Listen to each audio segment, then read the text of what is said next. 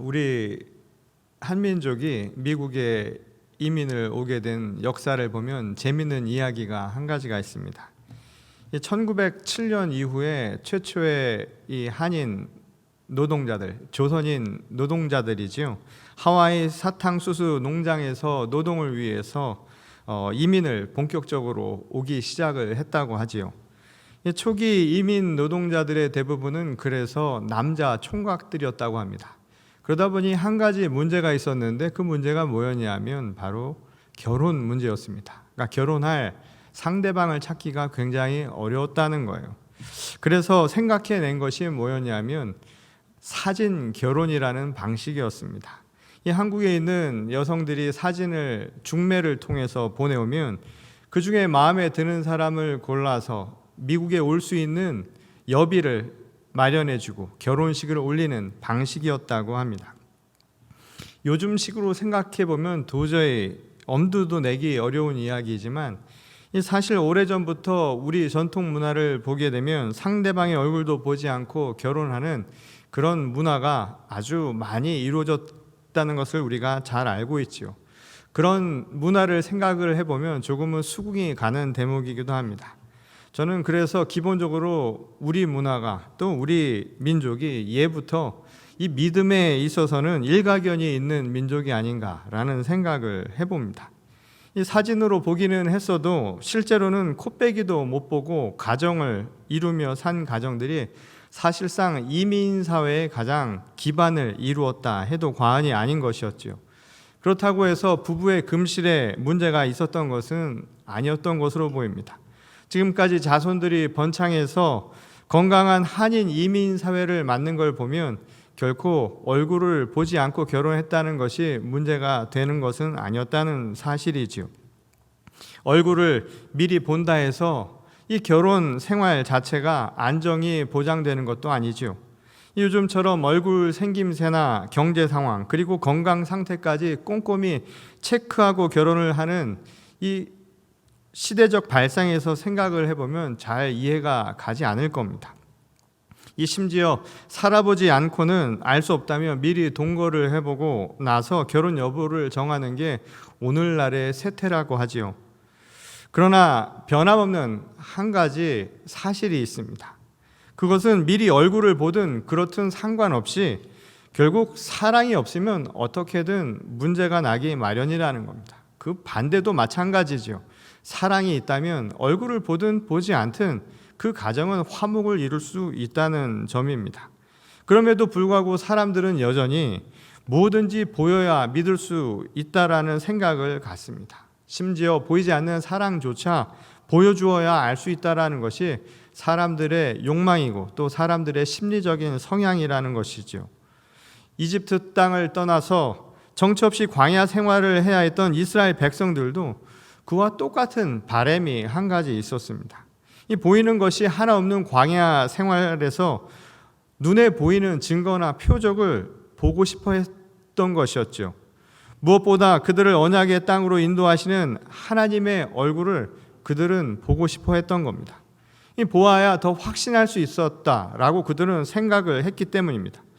어디로 향해 가야 할지 모르는 불확실한 이 광야에서 볼 수 있다는 것은 어쩌면 그들에게 엄청난 확신을 가져다 줄 수도 있었기 때문이지요.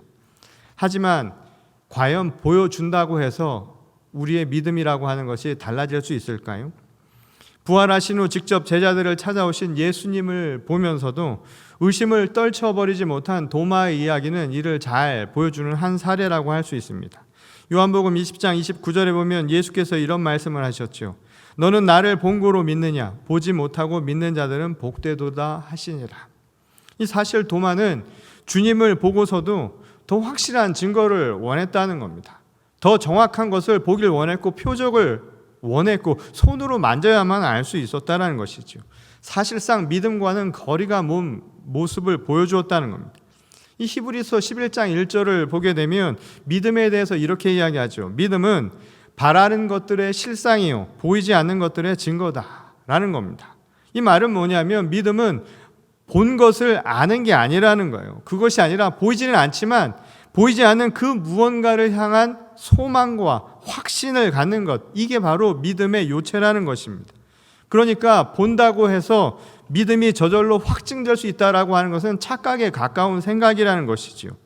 그럼에도 불구하고 이스라엘 백성들은 어떻게든 주님이 그들과 함께 하시며 임재하고 있다라는 것, 그래서 그들의 앞날을 책임져 주실 것이라는 그 사실을 확신하고 싶었다라는 거예요. 그래서 이를 통해서 자신들은 다른 민족과는 다른 선택된 백성이라는 선민 의식을 다시 한번 고취시켜 보고 싶었던 것이었죠. 그 증거를 어떻게든 확인하고 싶었다는 거예요. 그 점에서는 모세도 크게 다를 바가 없었던 것으로 보입니다. 광야에서 이스라엘 백성들을 계속해서 이끌어 하나님이 약속하신 그 언약의 땅으로 인도해 가라라고 하는 것이 이미 나이가 있었던 모세에게는 엄청난 부담으로 다가왔던 것이었죠. 그래서 이스라엘 백성들이 하나님의 특별한 은혜를 받기 원하는 그 증거를 원했던 것처럼 모세 역시도 하나님께서 나와 함께 하시며 내가 지도자로서 나아갈 길을 보여주시고 함께 인도해 주시기를 원했다라는 겁니다. 그래서 무언가 확신을 볼 수 있는 것, 그 간구를 하나님 앞에 올려드렸던 것이었죠. 오늘 출애굽기 33장 19절에서 20절 말씀은 그를 이렇게 보여줍니다. 여호와께서 이르시되 내가 내 모든 선한 것을 내 앞으로 지나가게 하고 여호와의 이름을 내 앞에 선포하리라. 나는 은혜 베풀 자에게 은혜를 베풀고 긍휼히 여길 자에게 긍휼을 베푸느니라. 또 이르시되 네가 내 얼굴을 보지 못하리니 나를 보고 살 자가 없음이니라. 지금 하나님께 무언가 보일 수 있는 확증을 보여달라고 하자 모세에게 하신 하나님의 말씀입니다.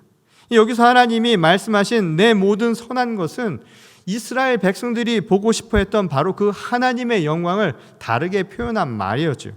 그러니까 그토록 보고 싶어 하는 그 영광의 모습으로 너희 앞을 지나가겠다는 거예요. 그러니 그때 너희가 누구인지 그것을 알게 될 것이다 라고 하나님은 말씀을 해주셨다는 겁니다. 그런데 말씀하시기를 결코 얼굴은 볼 수 없을 것이다 단호하게 말씀하시죠. 왜냐하면 그 이유를 이렇게 이야기하십니다. 주의 얼굴을 본 자는 누구나 죽을 수밖에 없기 때문이라는 거예요. 그러니까 이 말은 결국 무슨 뜻이냐면 살아서는 하나님의 얼굴을 볼 자가 없다라는 것이죠. 볼 수가 없다라는 겁니다. 가끔 그런 분들이 있지요. 자신이 하나님의 얼굴을 보았다라고 이야기하는 사람들이 있는데 이게 얼마나 얼토당토한 이야기인가를 보여주는 대목이라는 거예요. 그러니 여러분 그런 말에 속아 넘을 필요도 없는 것이고 그것은 어쩌면 지금 이스라엘 백성이나 모세가 요구한 것처럼 하나님의 얼굴을 보고 싶어하는 우리들의 갈망이 만들어낸 총국일 수 있다는 겁니다. 이 사도 바울도 이에 대해서 명확하게 이렇게 이야기한 바 있죠. 고린도전서 13장 12절 말씀입니다. 우리가 지금은 거울로 보는 것 같이 희미하나 그때는 얼굴과 얼굴을 대하여 볼 것이요 지금은 내가 부분적으로 아나 그때는 주께서 나를 아신 것 같이 내가 온전히 알리라. 우리가 하나님을 온전히 알 수 없듯이 그 누구도 살아서는 하나님의 얼굴을 볼 자가 없다라고 사도 바울도 이야기한 겁니다. 하나님 나라에 초대받는 그날, 그 심판이 있고 구원의 그날에 이르기까지 우리는 그 얼굴을 명확하게 볼 자가 없다라는 거예요. 그 날이 되어서야 비로소 우리는 하나님의 얼굴을 대면할 수 있다는 겁니다. 그 말은 결국 뭘까요? 유한한 현실 속에서, 시공간이 명확한 이 현실 속에서, 늘 변화무쌍한 현실 속에서 변함없는 하나님을 안다라는 것 자체가 말이 안 되는 일이고 그것을 볼 수도 없는 일이라는 것을 가르쳐주는 말씀이라는 것이죠. 인간은 유한한 존재라는 거예요. 이것은 동양 사상에서도 깊이 나타나는 말이기도 하죠.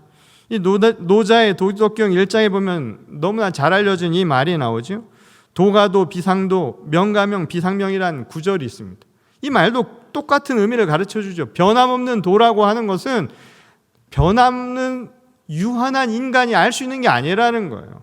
그리고 우리가 변함없는 이름을 붙일 수 있다라고 하는 것 자체도 잘못된 이야기라는 것이죠. 그만큼 인간의 한계는 명확하다라는 거예요. 명확하게 유한한 인간이 무한하신 하나님, 변함없는 하나님을 어떻게 알 수 있을 것이며 어떻게 이야기할 수 있겠느냐라는 이야기인 것이죠. 결국 하나님의 얼굴을 본다는 것은 그분의 실체를 안다는 것인데 어떻게 유한한 인간이 그분의 실체를 명확히 알 수 있겠느냐라는 말씀이라는 겁니다. 그래도 정 보고 싶거든 하나님께서 말씀하시기를 숨어 있다가 뒷모습이라도 보라는 게 그 하나님의 대답이었죠. 이거 아주 참 재밌는 표현 아닙니까? 얼굴을 볼 수 없으니 그 숨어서 뒷모습이라도 보라는 말씀을 말입니다. 이것은 마치 태양빛을 우리가 육안으로 볼 수 없잖아요.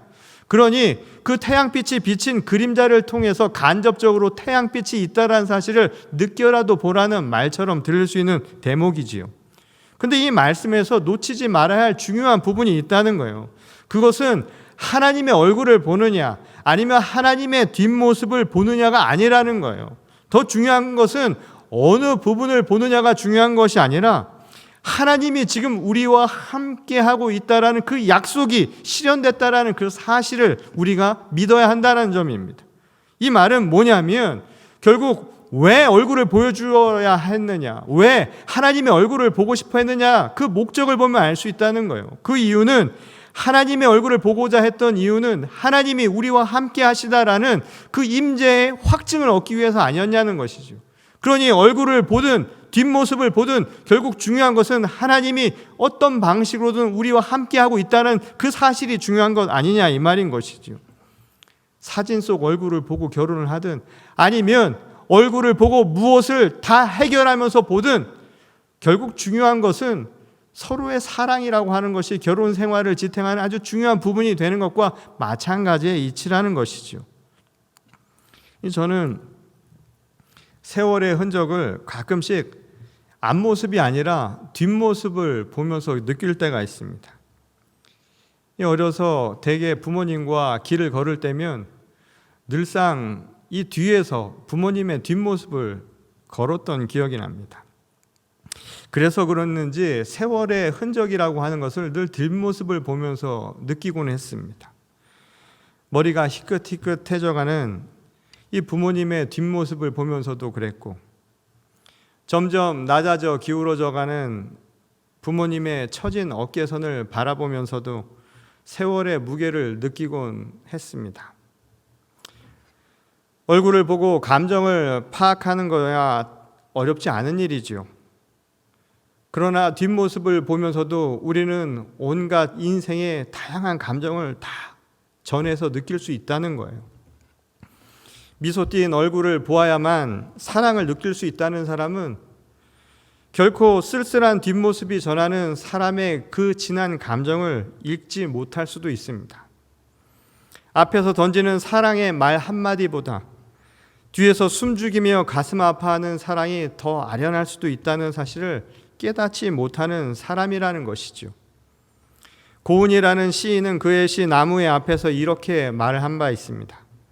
보아라 사람의 뒷모습, 신이 있다면 이 세상에서 저것이 신의 모습인가? 사람의 뒷모습이 그만큼 진실될 수 있다라는 거예요. 지금 빤히 쳐다보고 있는 얼굴보다 어쩌면 우리의 뒷모습 속에서 우리의 진면목이 나타나기도 한다는 겁니다. 그래서 사람은 만날 때의 첫인상만큼 떠나는 뒷모습이 어떻게 기억되는가를 늘 생각해야만 한다는 거예요. 기억의 흔적을 만들어가는 과정이 우리의 인생이라고 생각을 해본다면 처음의 앞모습만큼이나 끄트머리에 우리가 남기고 가는 뒷모습도 중요하다는 말씀입니다. 그래서 세상을 앞면만 보고 살아서는 안 되는 이유가 여기 있다는 거예요. 하나님의 은혜도 마찬가지입니다. 하나님의 은혜는 하나님의 얼굴을 보아서 나타나는 게 결코 아니라는 거예요. 하나님의 은혜와 자비에 무슨 앞뒤가 있냐 이 말인 겁니다. 무한하신 하나님 앞에 경계란 존재하지 않습니다. 무한하다라는데 경계가 어디냐 이 말인 거예요. 앞과 뒤에 구별이 어디 있느냐 이 말인 것이죠. 그럼에도 불구하고 굳이 사람들이 앞만 고집하려는 이유는 뭘까요? 이것은 사람들의 삶의 모습을 봐도 잘 나타나죠. 대개의 사람들은 사물이나 현상을 이야기할 때도 늘 보이는 부분만을 가지고 평가하려는 경향이 있습니다. 또 그것만을 보려는 경향이 있다는 거예요. 그래서 인간 관계에서도 나타나죠. 보여지는 면만을 가지고 평가하려 들고요. 그래서 자기 자신도 보여지는 체면을 굉장히 중요하게 여긴다는 거예요. 그래서 때로는 그 뒤에 있는 그 그늘진 모습들을 놓치는 경우가 너무 많다는 것이죠. 그 이면의 숨은 의도나 그 숨은 뜻들을 찾지 못할 때가 너무 많다는 거예요. 그래서 보아야 확신할 수 있듯이 자신도 남에게 보여지는 모습을 매우 중요하게 여기는 그런 인간이 가진 독특한 욕망의 특징을 보여준다는 것이죠. 오늘 우리가 읽은 또 다른 본문이죠. 이 마태복음의 말씀에서도 보이지 않는 뒷면에 관한 의미를 생각해 보게 만드는 또 다른 한 사건을 우리에게 전하고 있습니다. 동전 주화에 새겨진 얼굴에 관한 이야기입니다. 당시 유대의 지도자들은 예수님을 제거하기 위해서 여러 계략을 모의했던 것으로 보이지요.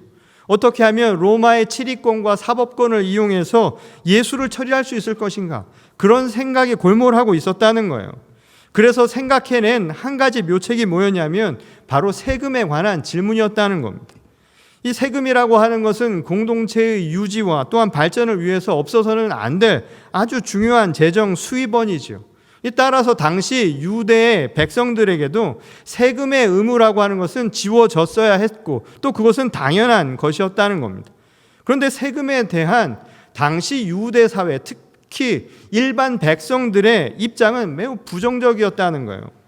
그 이유는 당시 시대 상황과 연관이 있죠. 이 당시 유대 사회는 로마 제국의 지배 아래에 있었습니다. 그래서 세금의 상당 부분이 로마 황제에게로 직접 가는 그런 상황이었다는 거예요. 이 세금이라고 하는 것이 단지 국가를 유지하는 것만이 아니라 또 그것을 통해서 재분배의 효과를 갖는 것을 생각을 해본다면 결국 세금을 통해서 자신들에게 돌아올 혜택이 그만큼 줄어든다는 것을 의미했던 것이었죠. 더군다나 부정과 부패로 인해서 백성들의 삶은 피폐해져만 가고 또 국가 재정으로 자신들의 삶을 보조해야 할 세금마저 외세에 수탈되는 상황이었으니 유대인들의 불만이 어느 정도로 높아져 있을지는 충분히 짐작이 갈 수 있는 대목이라는 거예요. 당시 유대인들이 세리에 대해서 반감을 가지고 있었다는 것은 너무나 잘 알려진 사실이라는 것이죠. 그게 바로 이것을 보여주는 증거라는 겁니다. 그만큼 세금에 대한 논쟁은 아주 미묘한 이슈가 아닐 수 없었다는 거예요. 그런데 이렇게 미묘한 정치 경제적인 상황 속에서 유대의 지도자들은 예수를 공경에 빠뜨리는 목적으로 아주 대답하기 난처한 바로 이 세금에 대한 질문을 했다는 거예요. 오늘 본문 17절에 이런 내용이 나오죠.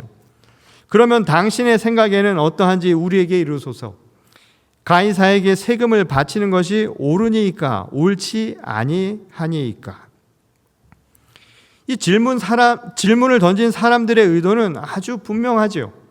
예수의 입을 통해서 그들이 원했던 것은 예스 아니면 노라고 하는 아주 분명한 대답이었다는 겁니다. 그리고 이것을 통해서 편을 갈라서 어느 쪽이든 예수를 따르던 사람들을 분열시키려는 책략이 있었다라는 거예요. 예스나 노라고 하는 아주 분명한 흑백의 대답은 이 사람들 사이를 가리기 아주 좋은 질문이자 대답이 될 수 있다는 것이죠. 이 세상에서 가장 편리한 정치 전략이면서 가장 악독한 정치 전략이 바로 서로를 분열시켜서 자신의 이득을 취하는 방식이라고 할 수 있습니다. 오늘날도 주변에 이런 정치 지도자들을 우리가 종종 보고 있지 않습니까? 이 유대의 지도자들도 자신들의 입지를 강화시키고 자신들에게 잠재적인 도전이 될 예수님의 세력을 약화시키기 위해서 이런 계략을 필요했다는 거예요. 그런데 예수님의 대답은 그들의 생각을 완전히 벗어난 것이었죠. 본문 18절에서 21절은 바로 이것을 우리에게 보여줍니다. 예수께서 그들의 악함을 아시고 이르시되 외식하는 자들아 어찌하여 나를 시험하느냐. 세금 낼 돈을 내게 보이라 하시니 데나리온 하나를 가져왔거늘 예수께서 말씀하시되 이 형상과 이 글이 누구의 것이냐. 이르되 가이사의 것이니이다. 이에 이르시되 그런즉 가이사의 것은 가이사에게 하나님의 것은 하나님께 바치라 하시니. 이 예수님은 세금을 낼 동전을 가져오라고 이야기하시죠. 근데 그 동전에 새겨진 얼굴과 글이 누구의 것이냐라고 묻는 겁니다. 그리고 말씀하시기를 황제의 것은 황제에게 주라라고 대답을 하셨죠. 근데 여기서 단순히 황제에게 주라고 하신 부분만 쏙 빼서 예수님의 뜻을 곡해하면 아주 잘못된 결과를 가져올 수 있는 것이죠. 그리고 그것이 바로 질문자들이 던진 의도라고 할 수 있는 부분입니다. 마치 예수께서 로마의 권력에 굴복하고 순응하는, 그래서 반민족적인 겁쟁이의 모습으로 비치게 하려는 것이 그 의도 가운데 하나였다는 거예요. 그것은 민족적 감정이 고취되어 있던 유대 사회와 갈라놓으려는 대책이었다는 겁니다.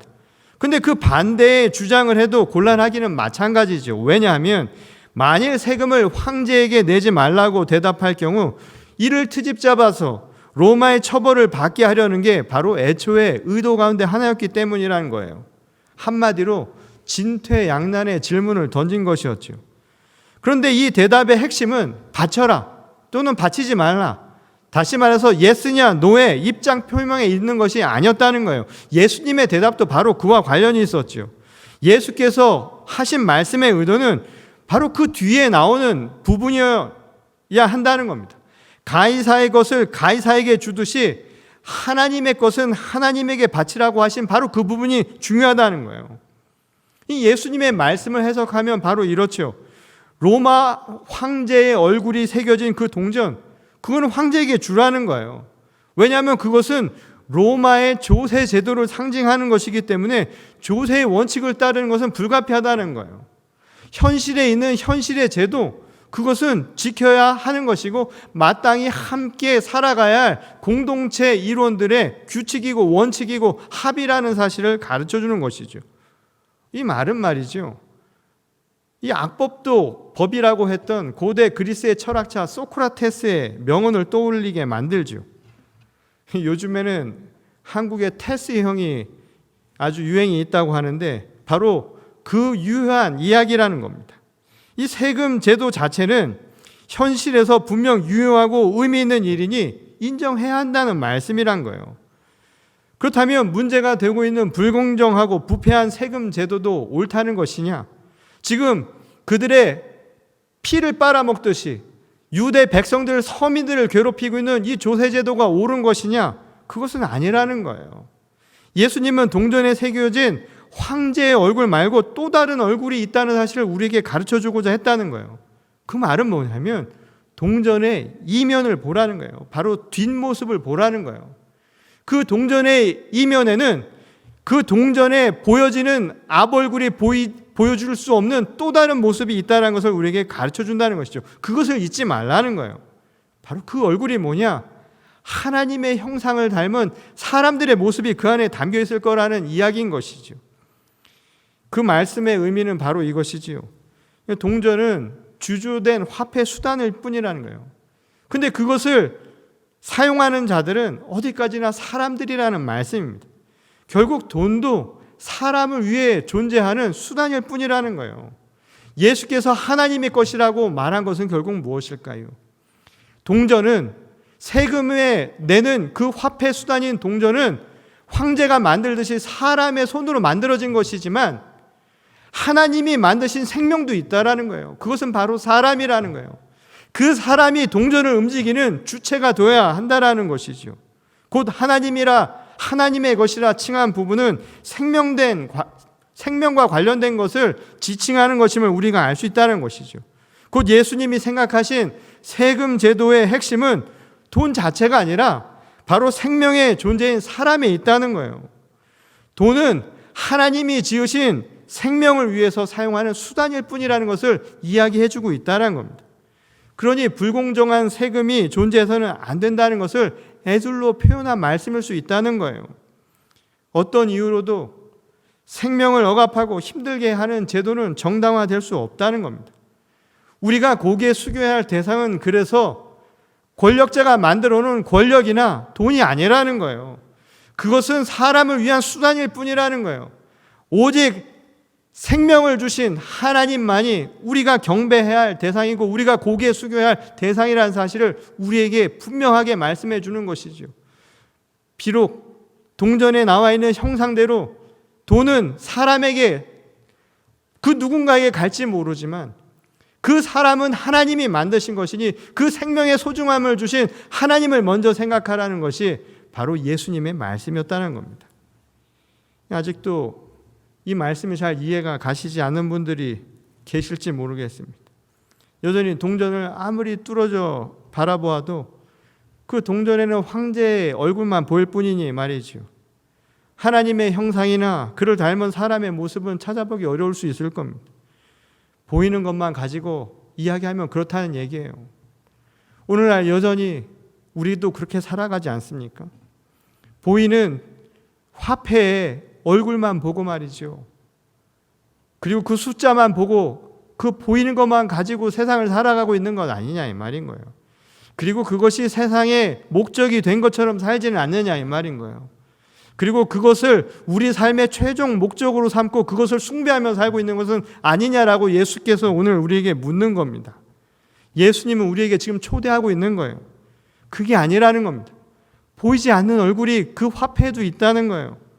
그걸 볼 수 있는 시선을 가지라고 지금 우리를 초대하고 계시다는 겁니다.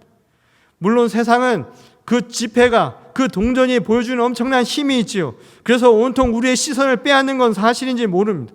근데 우리 인생을 그 보이는 동전에서만, 그 보여지는 지폐에서만, 그 형상과 숫자에서만 찾는다고 한다면 그건 진짜가 아니라는 거예요. 인생의 참모습은 거기서 안 나타난다 이 말인 겁니다. 우리 삶의 모습은 어쩌면 그 뒷모습에서 나타날 수 있다는 거예요.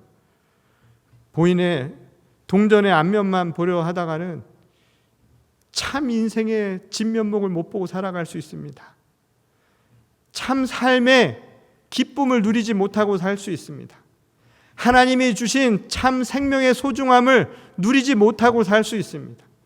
내 삶의 기쁨을 온전히 찾지 못하고 살 수 있다라는 거예요. 그래서 오늘 우리에게 말씀하는 겁니다. 앞면만 보지 마십시오. 뒤도 보시기 바랍니다. 그 너머에 하나님이 주시는 더 큰 소중한 가치가 있다는 거예요. 하나님도 얼굴만 보려고 하지 마십시오. 하나님의 뒷모습을 보면서도 하나님의 은혜를 함께 누릴 수 있습니다. 사람도 마찬가지입니다. 사람의 앞면만 보지 마십시오. 보이는 것만 가지고 생각하지 마십시오. 그 뒷면에 그가 살아온 사람의 흔적을 한번 느껴보십시오. 그리고 그가 말하지 않는, 그 얼굴에 쓰여지지 않은 그 인생의 잔잔한, 애잔한 모습을 함께 느껴보시기 바랍니다. 오늘 우리 삶의 소중한 가치가 앞에서만 드러난다고 생각한다면 그것은 착각입니다. 오늘 예수께서 주시는 이 말씀처럼 우리 삶의 진면목은 어쩌면 그 이면에서 지금도 나타나고 있는지 모릅니다. 그리고 하나님은 지금 보이지 않는 우리의 현실 속에서도 그 어딘가에서 우리에게 그 은총을 베풀고 있다는 사실을 기억하시기 바랍니다.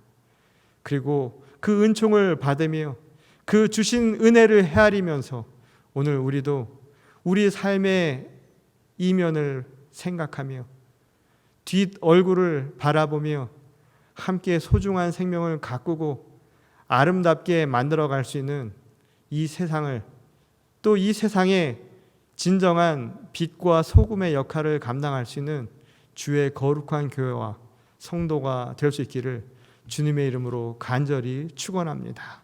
우리 다 같이 기도하시겠습니다. 주님, 오늘 우리에게 참 진면목이 어디서 나타나는가를 보여주심에 감사드립니다. 여전히 우리는 하나님의 얼굴을 보듯이 눈에 보여야 하나님의 은총이 있는 줄 믿고, 또 세상을 살아가면서도 눈에 보이는 가치만이 우리 삶의 전부라고 착각하며 살았음을 고백합니다. 하나님은 보이지 않은 그 이면에서도 우리와 함께 계셨음을 믿는 믿음을 다시금 재확인케 하시고, 또한 우리 서로를 사랑하면서 또한 그들의 삶을 되돌아볼 수 있는 주의 거룩한 성도들이 되게 하여 주시옵소서. 우리의 이면을 바라볼 수 있는 새로운 시선을 우리가 갖게 하실 줄 믿사오며 거룩하신 우리 주 예수 그리스도의 이름으로 간절히 기도드렸습니다. 아멘.